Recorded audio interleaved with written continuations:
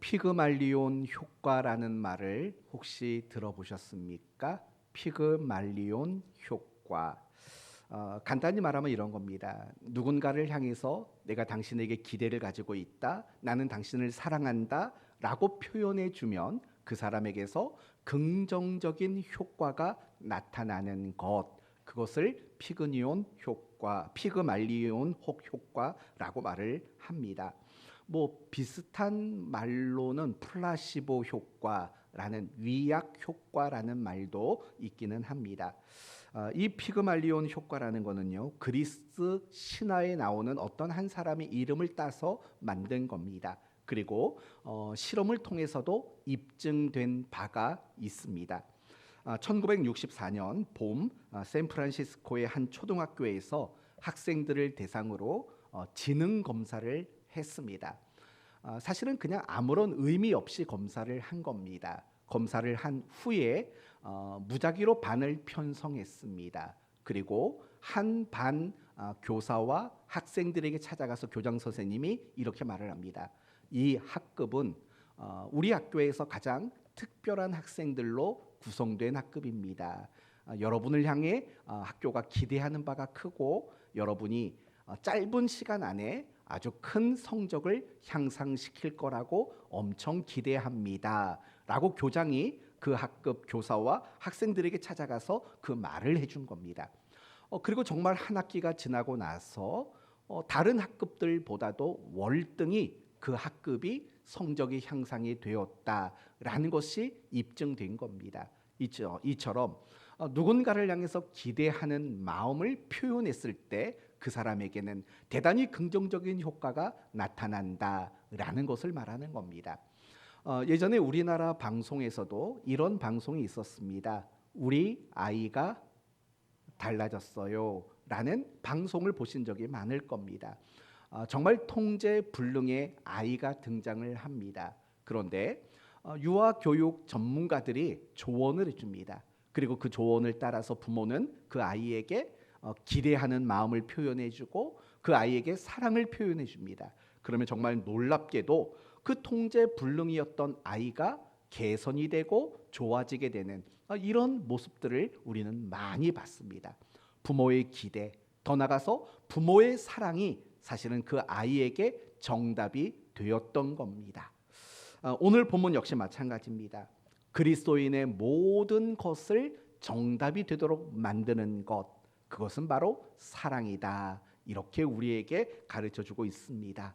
이제 앞으로 고린도전서 13장 사랑장을 묵상할 때 여러분 모두가 이 사랑을 더 담아내는 일에 마음을 쓰고 노력하는 그런 기간이 되어서 이 강해를 통해서 저와 여러분 모두가 더 사랑의 사람으로 그렇게 만들어지게 되는 은혜가 있었으면 합니다.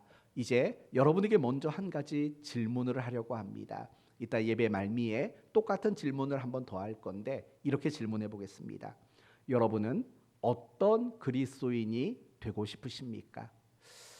여러분이 되고 싶은 그리스도인의 모습은 어떤 겁니까? 아마 어떤 분들은 이런 분이 있을 겁니다.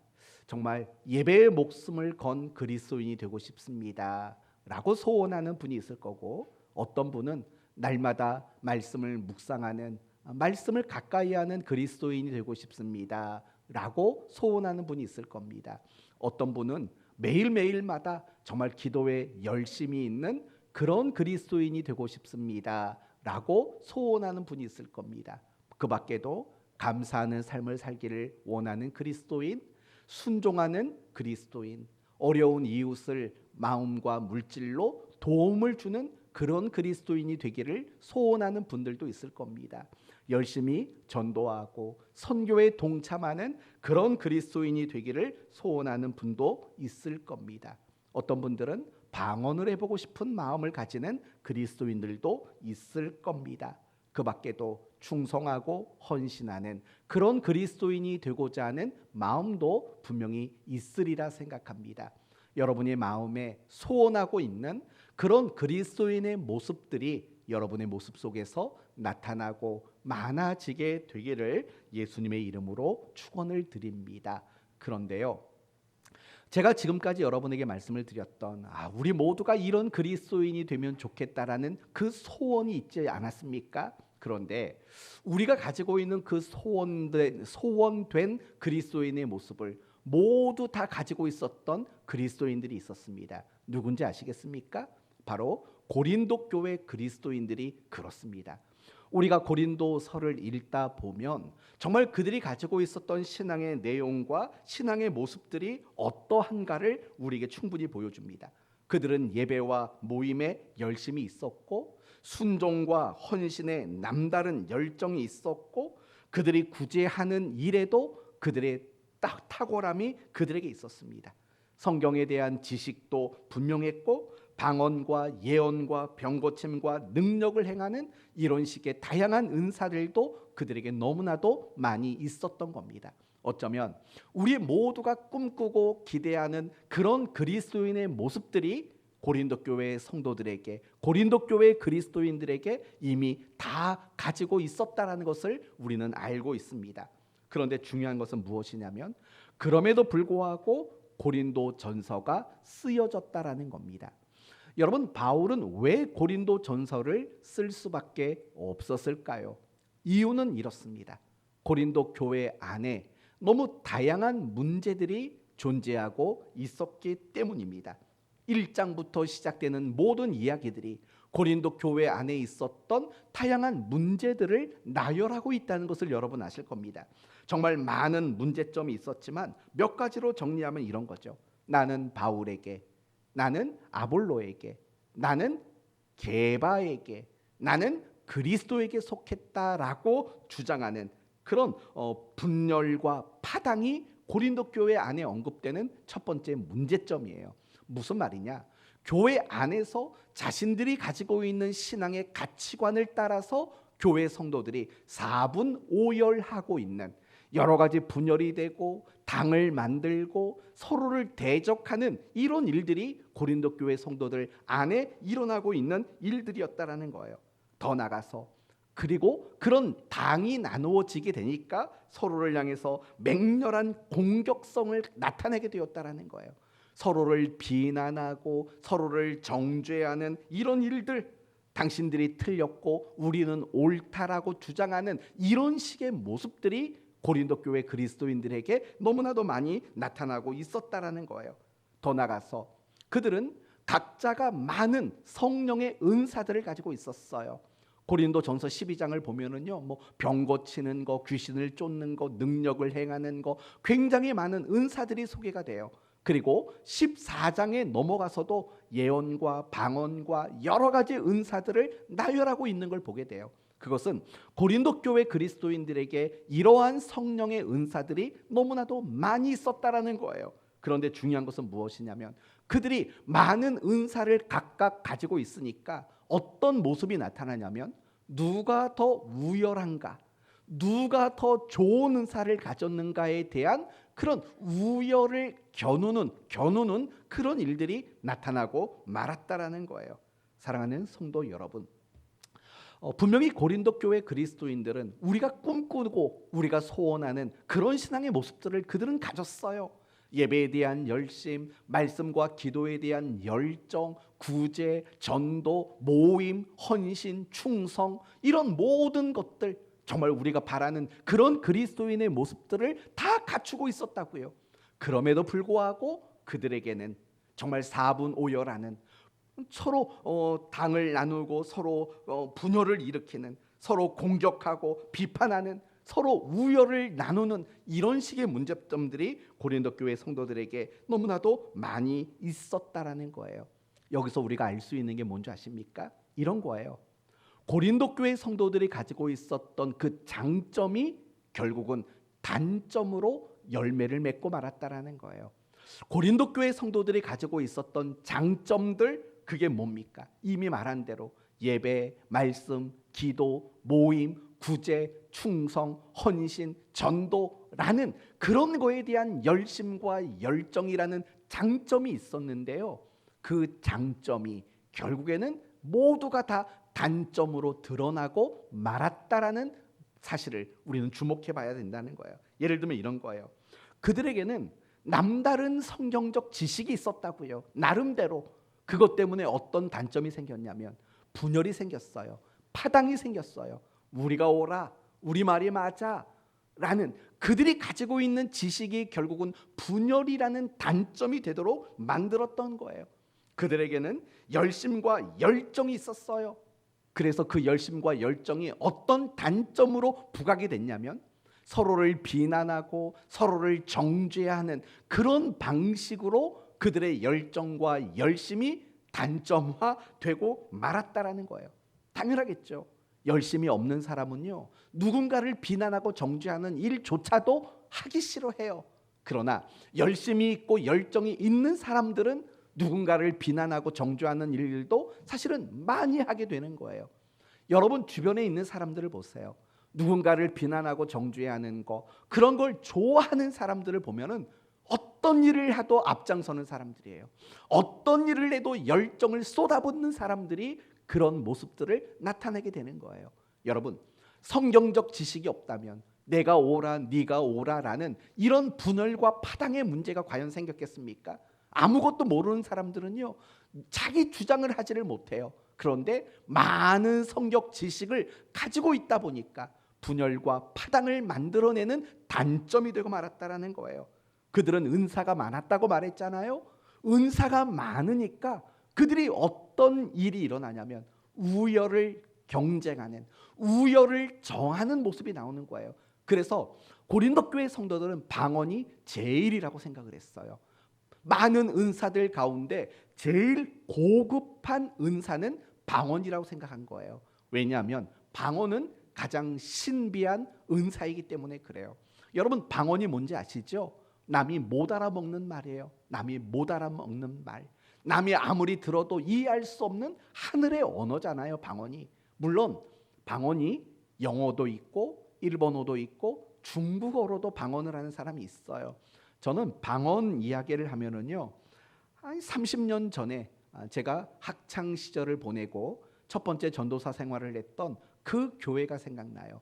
그 교회에요, 정말 몇 개국 언어로 방언을 하는 남자 집사님이 있었어요. 어떤 날은요, 막 예배당이 러시아어로 가득 차 있어요. 그분이 막 러시아어로 막 방언을 하는 거예요. 어떤 날은 영어로, 어떤 날은 일본어로, 뭐 어떤 날은 정말 알아들을 수 없는 나라의 언어로 방언을 말하는 그런 분이 계셨어요. 이처럼 방언은 참 신비한 거예요. 그렇다고 그분이 언어에 대한 어떤 능통한 능력이 있는 분도 아니거든요. 그분은 영어를 못해요. 방언기도 끝나고 나면 영어를 말하지를 못해요. 그때 이상한 건 방언을 하면은요, 영어가 정말 원주민처럼 나와요. 원주민처럼. I am a boy 뭐 이런 식으로 방언을 하는 게 아니라 진짜 외국인처럼 언어가 나와요. 너무 신기한 거지 않습니까? 그러니까 고린도 교회 성도들은 그런 거예요. 방언은 많은 은사들 중에서 넘버 원이다. 그래서 그들은 어떤 생각이냐면 방언 못하면 그건 나서지도 마. 이런 식의 그들은 우열 의식이 그들에게 있었다라는 거예요. 한번 잘 생각해 봐요. 분명히 그들에게는 장점이었던 거잖아요. 그들이 열심을 내고 또 열정을 발휘하고 그들이 뭔가를 많이 알고 또 어떤 은사들을 풍성히 가지는 거, 이거 우리가 다 소원하는 다 장점들인 거잖아요. 그런데 이상한 거는요, 그들이 가졌던 그런 장점들이 어느 순간에는 단점으로만 드러난다라는 거예요. 분명히 장점인데도 불구하고 아주 치명적인 단점이 되고 말았다라는 거예요. 우리가 성경을 보면은요, 장점이 그 사람에게 치명적인 단점이 되는 경우들이 성경에는 의외로 많이 나와요. 예를 들면 다윗의 세 번째 아들의 이름은 압살롬이에요. 여러분, 이 압살롬은 향해서 성경은 뭐라고 평가를 하는 줄 아세요? 이렇게 말해요. 대단히 외모가 뛰어난 사람이다 라고 압살롬을 평가한다고요. 사무엘하 14장을 보면 이런 말이 나와요. 온 이스라엘 가운데에서 압살롬같이 아름다움으로 크게 칭찬받는 자가 없었으니, 온 이스라엘 백성 중에서 가장 아름다운 사람으로 칭찬받는 사람이라고 말을 해요. 그러면서 말하기를 그는 발바닥부터 정수리까지 흠이 없음이라 라고 말을 해요. 그 온 몸에 흠이 없을 정도로 아름답고 완벽했다는 거예요. 그러면서 뭘 강조하냐면 그의 머리털이 무거움으로 연말마다 깎았으며 그의 머리털을 깎을 때에 그것을 달아본즉 그의 머리털이 왕의 저울로 200세겔이었더라 라고 말을 해요. 이발을 1년에 한 번씩 했다라는 거예요. 그러면 이발을 하고 깎여진 그 머리카락의 무게가 200세겔이래요. 왕의 저울로 200세겔이래요. 그러면 이 200세겔을 우리가 아는 무게 단위로 바꾸면 2.3kg 또는 2.8kg 정도 되는 무게라는 거예요. 여러분 생각해봐요. 여러분의 머리카락을 1년 동안 깎아서 모으면 그게 2.8kg가 정말 될까요? 그렇게 되지를 않아요. 그만큼 이 압살롬이라는 사람에게는요, 그 머리카락이 자랑이었다라는 거예요.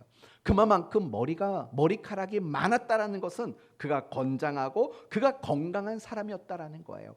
이 압살롬에게 장점은 아름다움이었어요. 특히 머리카락의 아름다움이 이 압살롬에게는 대단한 장점이었던 거예요. 그러면 압살롬이 어떻게 죽었는지 여러분 혹시 아십니까? 나중에 이 압살롬이 아버지에게 반역을 일으킵니다. 그리고 나중에 그 반역을 일으킨 것이 이제 실패로 돌아가게 됩니다. 그래서 압살롬은 도망을 갑니다. 뭘 타고 도망을 가죠? 옛날 우리 사무엘서 퀴즈 했을 때 압살롬은 뭘 타고 도망을 갔습니까? 기억이 안 납니까? 노새를 타고 도망갔죠. 어디 나무에 걸렸습니까? 상수리 나무에 머리카락이 걸렸습니다. 그래서 대롱대롱 매달렸다가 창에 찔려 죽임을 당하게 되는 거예요. 자신이 그렇게 자랑하고 자부심을 가졌던 그 머리카락 때문에 결국에는 그가 죽임을 당하게 되는 원인이 되었다는 거예요. 그 사람이 가지고 있었던 장점이 결국 치명적인 단점이 되고 말았다라는 거예요. 야곱이라는 사람도 생각해 봅시다. 야곱은요, 대단히 머리가 좋은 사람이에요. 그렇지 않습니까? 그러니까 배고픈 형을 이용했고 앞을 보지 못하는 아버지를 속여서 장자의 축복을 받아낸 거 아니겠습니까? 머리가 굉장히 탁월한 사람이에요. 그러나 그것이 그에게 장점이지만 곧 단점이었습니다. 왜 단점이냐면 하도 자기가 머리가 좋으니까 하나님을 의지하지 않는 겁니다. 하나님을 의지하지 않고 자기 자신을 의지하게 되는 결정적인 역할을 했던 거. 그게 바로 자기의 그 탁월한 지식, 탁월한 머리 좋음, 똑똑함, 바로 이런 것들이 야곱의 장점이었지만 결국은 치명적인 단점이 되었다라는 거예요. 한 사람만 더 얘기해 봅시다. 가룟 유다를 생각해 보십시오. 가룟 유다는요, 계산에 능통했던 사람이에요. 돈 계산을 굉장히 잘했던 사람이에요. 그래서 12명의 제자 공동체 안에서 가룟 유다가 맡았던 건 뭐냐면 회계의 업무를 맡았어요. 재정부를 맡았다고요.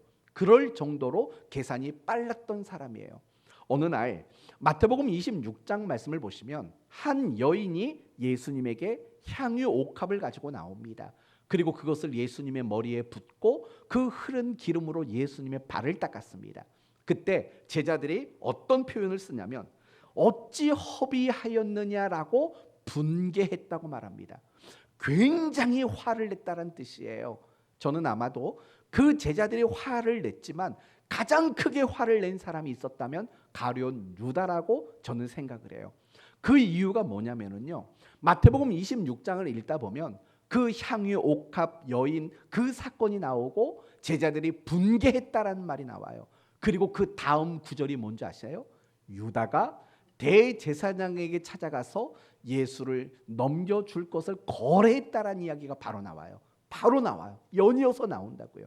대제사장을 찾아가서 내가 예수를 넘겨줄 테니까 얼마 줄 거냐고 묻는 장면이 그 옥합 사건 이어서 바로 등장을 하게 되는 거예요. 여러분, 유다는요, 계산을 잘하는 탁월한 장점을 가졌어요. 그러나 그런 계산을 잘하는 장점 때문에 예수를 팔아버린 자로 그가 전락하고 말았다라는 거예요. 계산을 잘하는 장점이 그에게는 아주 치명적인 단점이 되고 말았다라는 거예요. 그러면 우리에게 이제 해봅시다. 한번 여러분 같이 제가 어떤 말을 할 때 같이 생각해 보세요. 여러분의 장점은 뭡니까? 여러분이 정말 자랑거리는 뭡니까? 여러분이 정말 잘하시는 것은 과연 무엇입니까? 어떤 사람은 꼼꼼함이 장점인 사람이 있어요. 그리고 어떤 사람은 무슨 일이든 단계별로 계획을 잘 세우는 사람이 있어요. 어떤 사람은 남을 잘 대접하고 남을 잘 섬기는 그런 장점을 가진 사람이 있어요. 어떤 사람은 아주 과묵한 사람이 있어요. 이런 것들은 다 장점이지 않습니까? 여러분에게도 아마 각각의 장점, 잘하는 것들이 있을 거예요. 그러면 이제 거기서 생각해 봐요. 여러분이 장점이라고 생각했던 것들, 여러분이 나는 이거는 정말 잘해라고 생각했던 것들, 그게 단점이었던 적은 없으십니까? 저는요, 어떤 일을 하든 저는 계획을 세우는 것들을 굉장히 잘하는 사람이고 계획을 세우는 것을 저는 좋아하는 사람이에요. 이건 저에게 장점이에요. 그래서 교회가 어떤 행사를 한다든지 할 때 저는 계획을 세웁니다. 1안, 그리고 그 1안이 안 되면 2안, 2안이 안 되면 3안, 이런 식으로 저는 모든 걸 다 계획을 세워 놓습니다. 이건 장점이지 않습니까? 계획을 잘 세워 놓으니까 뭐 어떤 행사를 해도 생각지 못했던 일들이 안 일어나고, 일어난다 해도 그것을 금방 대처할 수 있는 거죠. 그런데요, 제가 가지고 있는 이 장점은요, 너무 치명적인 단점이 될 때가 많아요. 첫째, 저를 힘들게 만들어요. 제가 계획했던 대로 진행이 되지 않으면 제 스스로가 괴로워져요. 또 두 번째 단점이 뭐냐? 제가 그렇게 계획을 꼼꼼히 잘 세워 놓으니까 남이 힘들어져요. 저랑 같이 일하는 사람들이 괴로워해요. 힘들어한다고요. 결국 이런 것들을 말하는 거예요. 나름대로 자기에게는요, 다 장점이라는 게 있어요. 근데 여러분이 조금만 생각해 보시면은요, 여러분이 장점이라고 생각했던 그게 여러분의 인생에 늘 단점이 될 때가 얼마나 많았는지 여러분은 금방 깨달을 수 있을 거라는 거예요. 그렇지 않나요? 여러분의 성품이라든가 여러분의 기질이라든가 여러분의 스타일, 그 장점인데도 불구하고 그것 때문에 나와 다른 사람이 힘들어지고 상처받고 피곤해지는 이런 일들이 있나요, 없나요? 그런 일들이 굉장히 많은 거예요. 가만히 보면 우리의 삶 속에는요, 장점인데 장점으로 끝나지 않고 단점으로 끝나는 경우들이 많아요. 그런데 이게 신앙생활 안에도 있다라는 사실을 알고 있습니까? 이번에 여러분이 다시 한번 생각해 보세요. 여러분이 신앙생활 속에 여러분이 가지는 장점이 뭔가를 생각해 봐요. 여러분이 신앙생활을 하면서 가지는 나만의 잘하는 것들 뭐가 있나 한번 생각해 봐요. 어떤 분에게는 새벽 예배, 어떤 분에게는 예배에 목숨을 거는 것, 어떤 분에게는 말씀과 기도, 어떤 분에게는 봉사와 섬김. 나름대로 여러분은 신앙생활 속에서 잘하는 것들이 있을 거예요. 장점이 있을 거예요. 그런데 여러분, 신앙생활 속에서 여러분이 생각하는 그 장점이라는 것이 여러분에게 단점이 될 때도 있다는 거 혹시 알고 계십니까? 열심과 열정이라는 장점이 있는데 그게 남을 향한 비난, 정죄, 마음에 들지 않아함이라는 단점이 될 때가 얼마나 많은지 몰라요. 여러분이 잘하는 것, 그것을 근거로 남이 못하는 게 보이는 것이죠. 그러니 우리가 신앙생활을 할 때에도 마찬가지라는 거예요. 내가 신앙생활 속에 가지고 있는 장점들, 그게 결국 단점으로 무너져버리는 순간들이 너무나도 많이 있다라는 거예요. 사랑하는 성도 여러분, 저는 여러분이 그 부분을 늘 생각했으면 좋겠어요. 내게 있는 장점이 뭔가, 내가 잘하는 것이 뭔가, 내 자랑거리가 뭔가, 그리고 그걸 조심하셔야 돼요. 뭘 조심하냐? 여러분이 가지고 있는 그 장점이 단점이 되지 않도록 늘 조심할 줄 아는 그런 지혜가 필요해요. 여러분이 더 나은 사람이 되려면 여러분의 장점을 잘 다스릴 줄 알아야지만 여러분은 더 나은 사람이 될 수 있는 거예요. 이제 본론으로 들어가겠습니다. 그렇다면 아니 왜 고린도 교회 그리스도인들이 가지고 있었던 그런 신앙의 장점이 왜 단점이 되고 말았을까? 왜 우리가 가지고 있는 신앙의 장점들이 왜 단점이 되곤 하는가라는 그 이유를 이제 오늘 본문을 통해서 보겠다라는 거예요. 먼저 1절 말씀을 한번 보시겠습니까? 1절 말씀을 보시면은요, 고린도 교회 성도들에게 있었던 장점을 말해요. 어떤 장점이 있을까요? 사람의 방언, 그리고요 천사의 말. 그러니까 사람의 방언과 천사의 말을 할 수 있는 장점이 있었어요. 그런데 이 장점들이 어떤 단점으로 바뀌었는지 보세요. 소리나는 구리와 울리는 꽹과리 소리로 그 장점이 단점으로 바뀌어버렸대요. 그러면서 딱 가운데를 보시면은요, 그들의 장점이 왜 단점이 됐는가를 설명하고 있어요. 뭐라고 말하죠? 사랑이 없으면 이라고 말하는 거예요. 2절을 볼까요? 2절에서 여러분이요, 그들에게 있었던 장점을 찾아보세요. 뭐죠? 예언하는 능력, 또요 모든 비밀과 모든 지식, 또 산을 옮길 만한 믿음, 이런 것들이 그들에게 있는 장점들이었어요. 근데 이 장점이 무엇으로, 어떤 단점으로 바뀌었냐면 아무것도 아닌 것이라는 단점으로 바뀌었다고요. 그렇다면 그들의 장점이 왜 단점으로 바뀌었을까요? 오늘 2절은 뭐라고 말하죠? 사랑이 없으면이라고 말하는 거예요. 여러분 3절에서 그들의 장점을 또 찾아보세요. 3절. 그냥 구제가 아니에요. 모든 것으로 구제를 한대요. 내 몸을 불사르게 내어준대요. 헌신을 말하는 거예요. 헌신. 이런 장점이 있었어요. 전 재산을 팔아서 가난한 자들에게 나눠줄 만한 구제라는 장점, 내 몸이 닳고 불탈지라도 하는 헌신이라는 장점이 있었어요. 그런데 어떤 단점으로 바뀌었냐면 아무 유익이 없느니라라는 단점으로 바뀌어지고 말았어요. 그렇다면 그들의 장점이 그들의 단점으로 바뀌게 된 이유를 뭐라고 설명하죠? 3절은 사랑이 없으면 이라고 그 이유를 지금 설명하고 있다라는 거예요. 바로 이 부분이 오늘 우리가 주목해야 될 가장 중요한 부분인 거예요. 그들에게는요, 사람의 말, 천사의 방언, 그들은 산을 옮길 만한 능력, 비밀, 지식, 그 구제, 헌신, 이런 엄청난 장점들을 모두 다 가지고 있었어요. 대단하죠. 우리도 그러고 싶죠. 그런데 결국 그들은 소리나는 구리, 꽹과리가 되고 유익이 없고 아무것도 아닌 단점으로 무너져 버렸다고요. 이 모든 이유는 뭐냐?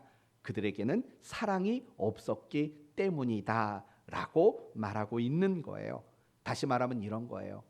그들이 가지고 있는 신앙의 열심, 신앙의 열정, 신앙의 모습, 신앙의 내용, 이런 것들이 사랑이 이유이거나 사랑이 원동력이 되지 않았기 때문에 그들이 가지고 있는 수없이 많은 장점들이 결국 단점으로 무너지고 말았다라는 거예요.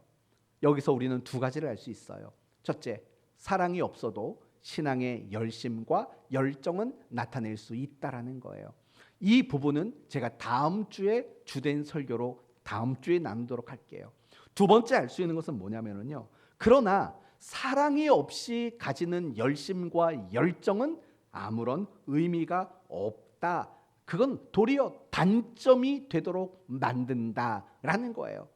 그들은요, 정말 성경에 탁월한 지식이라는 장점을 가졌어요.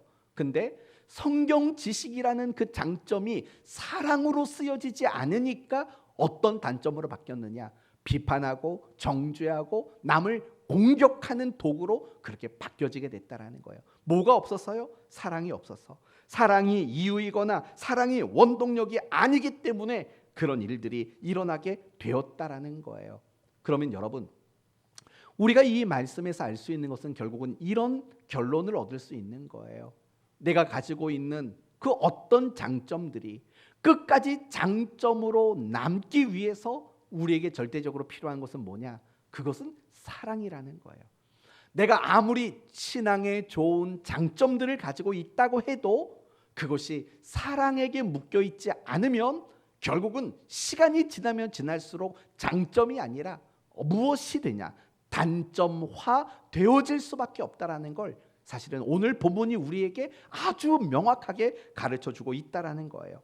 오직 사랑만이요, 내가 가지고 있는 장점이든 내가 하는 어떤 모습이든 행위든 그것을 옳은 것 되게 하고 그것을 정답이 되도록 만드는 것, 그건 사랑 말고는 없다라고 말하는 거예요.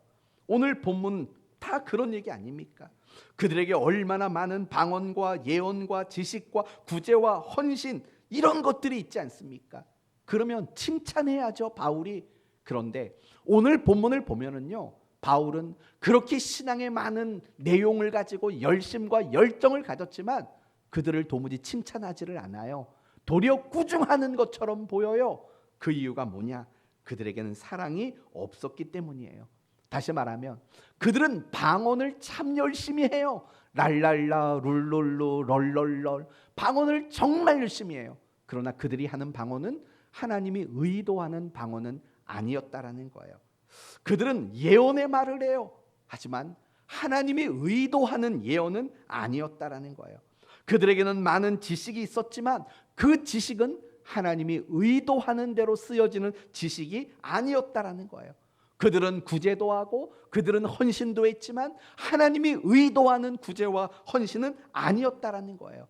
그들이 방언을 하고 예언을 하고 구제를 하고 헌신을 하고 지식을 가지고 남다른 열정과 열심을 가졌지만 그것은 옳은 것이 아니고 그것은 정답이 아니라고 말하는 거예요. 그 이유는 뭐라고요?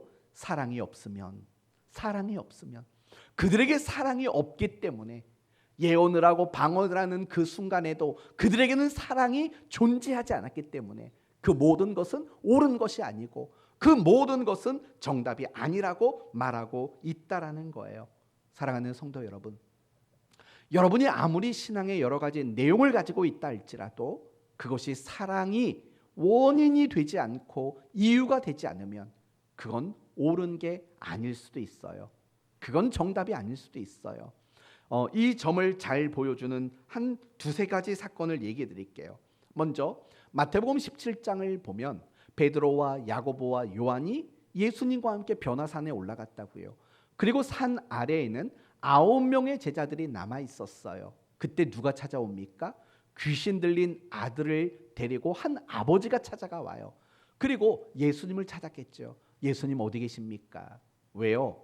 내 아들이 귀신 들렸는데 예수님에게 귀신을 좀 쫓아달라고 부탁하려고 왔습니다. 그때 9명의 제자들의 반응은 어떻게 했냐면 우리가 쫓아주겠습니다 라고 했다라는 거예요. 그래서 아마도 이 9명이 그 귀신 들린 아이를 붙잡고 기도를 했을 수도 있고 뭐 어떤 노력을 했겠죠. 그러나 결과적으로는 귀신을 쫓아내지를 못했어요. 과연 그 이유는 뭘까요? 제자들에게 귀신을 쫓아낼 능력이 없었을까요? 그렇진 않았을 것 같습니다.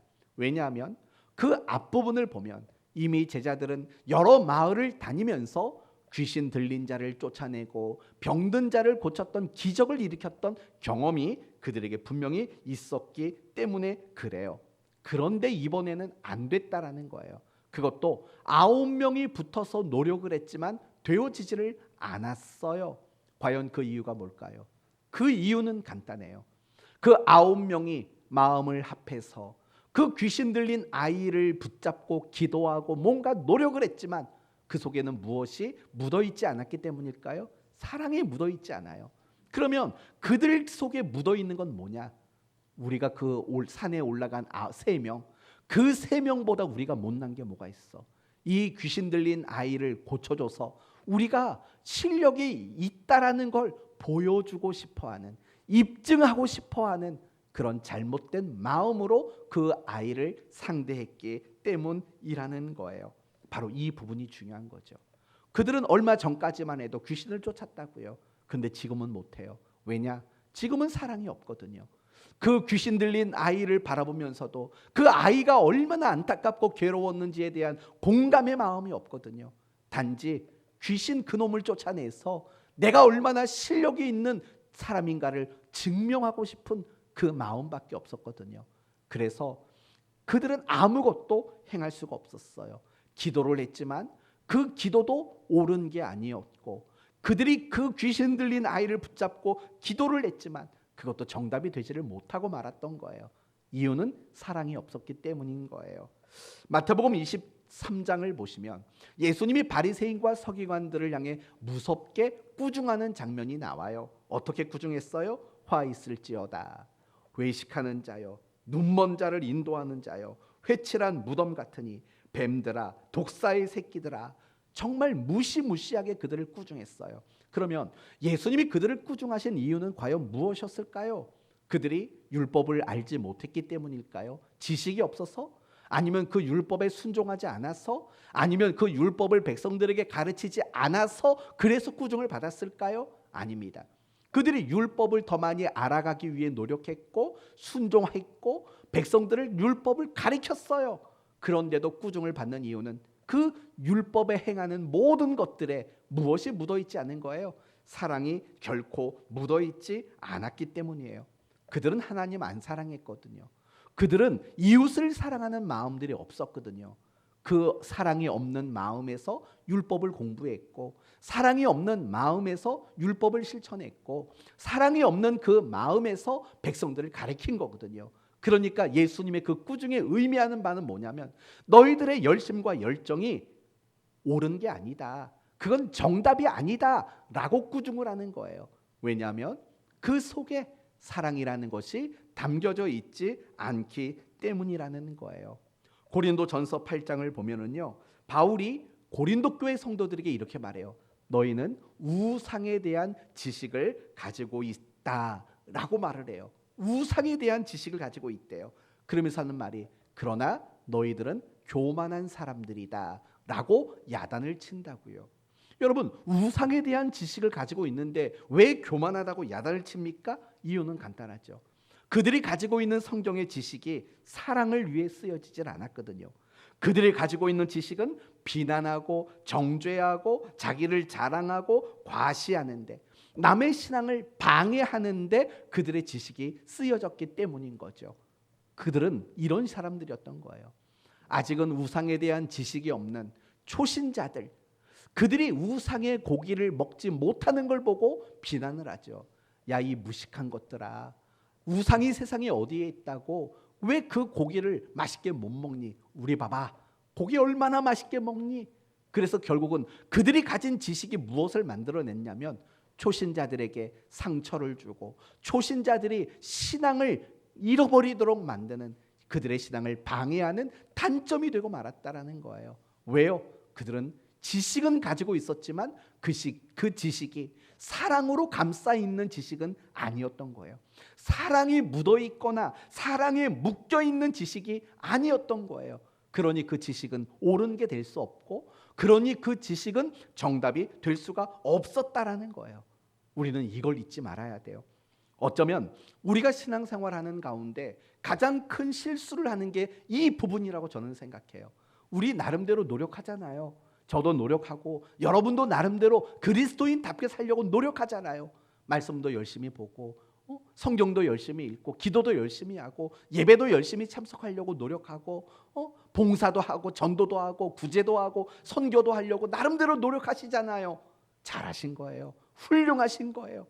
그런데 제가 여러분에게 더 바라는 건 뭐냐면 여러분이 열심히 신앙생활하는 그게 옳은 게 됐으면 좋겠어요. 열심히 여러분이 신앙생활하는 그게요, 정답이 되었으면 좋겠어요. 그러기 위해서는 절대적으로 빠지면 안 되는 게 있죠. 그게 뭐라고요? 그게 바로 사랑이라는 거예요. 사랑이 묻지 않으면, 사랑이 터치하지 않으면 그건 옳은 게 아닌 거예요. 사랑이라는 게 감싸주지 않으면 그건 정답이 될 수가 없는 거예요. 이렇게 예를 들어 볼까요? 사랑이 없는데 그 사람을 위로한들 그 사람이 진짜 위로를 받을 수 있을까요? 또는 사랑이 없는데 내가 누군가를 권면해요. 그 사람이 과연 바른 길로 인도받을 수 있을까요? 내가 사랑이 없어요. 그러나 봉사와 섬김을 해요. 과연 은혜를 끼칠 수 있을까요? 그렇지 않다는 거예요. 다음 주에도 다시 한번 강조하겠지만 사랑이 없어도 우리는 뭐든지 할 수 있어요. 사랑이 없어도요, 여러분 예배 나올 수 있어요. 사랑이 없어도요, 여러분은 교회 안에서 봉사와 수고의 일을 할 수 있어요. 그러나 그게 은혜가 되고 그게 과연 덕이 될까요? 여러분, 사랑이 없어도 설교를 할 수 있어요. 과연 그 설교가 성도들에게 정말 영의 양식이 될 수 있을까요? 그렇지 않다는 거예요. 정말 사랑이라는 것이 터치하지 않으면 그 일은 옳은 것이 되지 않고 그것은 정답이 될 수 없다는 사실을 우리는 잊지 말아야 되는 거예요. 고린도 교회 성도들, 그들이 가지고 있었던 실수가 바로 이거라고 바울이 말하는 거예요. 열심, 열정, 얼마나 많은 은사를 가지고 있고, 그러나 그 가지고 있는 신앙의 모든 내용들이 사랑으로 터치하지 않았기 때문에 항상 이런 문제들이 일어나고 있다라고 바울이 말하고 있는 거예요. 그래서 바울은 고린도전서 마지막 장에 가서 이렇게 말을 해요. 너희 모든 일을 사랑으로 행하라. 이게 마지막 권면이에요. 너희가 교회 안에서 뭘 하든지 신앙생활을 뭘 하든지 간에 사랑으로 해야 된다. 이렇게 결론 짓죠. 그러면서 골로새서 3장에는 이런 말이 나와요. 그러므로 너희는 하나님의 택하신 거룩하고 사랑하신 자처럼 긍휼과 자비와 겸손과 온유와 오래 참음을 옷 입고, 누가 네게 혐의가 있던 그는 서로 용납하며 피차 용서하되 주께서 너희를 용서하신 것과 같이 너희도 그리하고, 그 다음이 중요해요. 이 모든 것 위에 사랑을 더하라. 이는 온전하게 매는 띠니라 라고 말을 해요. 여러분, 그런 말 아시죠? 구슬이 서말이라도 꿰어야 보배. 맞아요. 어쩌면 우리는요, 정말 신앙상에 많은 구슬들을 가지고 있을지 몰라요. 근데요, 사랑으로 그 많은 신앙의 것들을 꿰어내지 않으면 보배가 되지를 못하는 거예요. 옳은 게 되지 못하고 선한 게 되지를 못해요. 하나님은 항상 옳으신 분이 맞지요? 맞나요? 안 맞나요? 맞아요. 항상 하나님은 옳으신 분이에요. 항상 하나님은 정답이신 분이세요. 왜 그런지 아세요? 하나님은 사랑이시기 때문에 그래요. 하나님은 사랑으로 정의가 돼요. 즉 사랑이 이유이고 사랑이 목적이고 사랑이 방법이고 사랑이 전부이신 분. 그래서 하나님은 항상 옳은 거예요. 그래서 하나님은 항상 뭘 해도 다 정답만 이루시는 분이신 되는 거예요. 사랑이 이유이기 때문에, 사랑이 목적이기 때문에 그렇다라는 거예요. 이제 우리 이야기 다시 한번 해봅시다. 우리는 많은 장점을 가지고 있어요. 잘하는 것들이 참 많아요. 신앙생활 속에서도 장점과 잘하는 것들이 많아요. 그런데 왜 그것들이 자꾸 단점화 되어져 갈까? 이유는 그 속에 사랑이 묻어나지 않아서 그래요. 그것이 사랑으로 감싸지지 않고 그것이 사랑으로 기인하지 않고 출발하지 않기 때문에 그래요. 사랑이 묻어있지 않으면 내가 가지고 있는 모든 장점들은 결국 순간순간마다 단점이 될 수밖에 없다는 사실을 여러분은 잊지 말아야 되는 거예요. 여러분이 잘하시는 그거, 여러분이 가지고 있는 신앙의 장점들, 그것들이 여러분 모두에게 사랑이 묻어나서 장점이 장점으로 끝까지 남았으면 좋겠습니다. 마지막으로 여러분에게 다시 물으려고 합니다. 여러분은 어떤 그리스도인이 되기를 원하십니까? 예배에 목숨 건, 말씀과 기도에 전념하는, 봉사와 섬김을 잘하는, 전도와 선교에 힘쓰는 열심과 열정이 있는 그리스도인 되기를 원하십니까? 좋아요.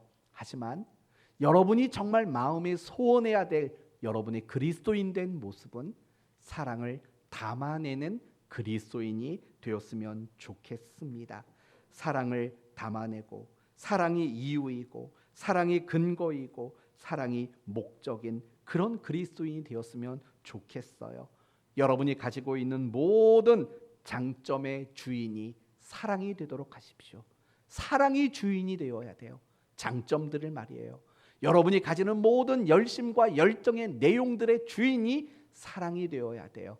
그러면 여러분 하나님이 가장 기뻐하는 그런 그리스도인이 될 줄로 믿습니다.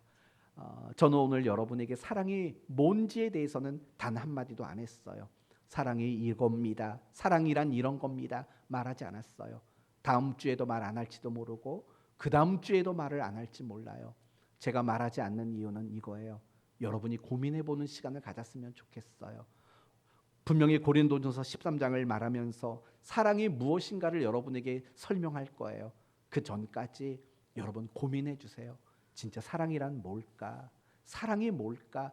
고민해 주세요. 그리고 여러분이 가지고 있는 모든 장점 그리고 모든 잘하는 것이 사랑이 주인이 되도록 만드세요. 사랑이 주인이 되지 않으면 장점이 곧 단점이 되고 많은 안타까운 결과가 나오기 때문에 그래요. 그래서 이 한 주간도 여러분 모두가 사랑이 많은, 사랑을 담아내는 그런 그리스도인으로 살아가게 되시기를 예수 그리스도의 이름으로 축원드립니다. 아멘.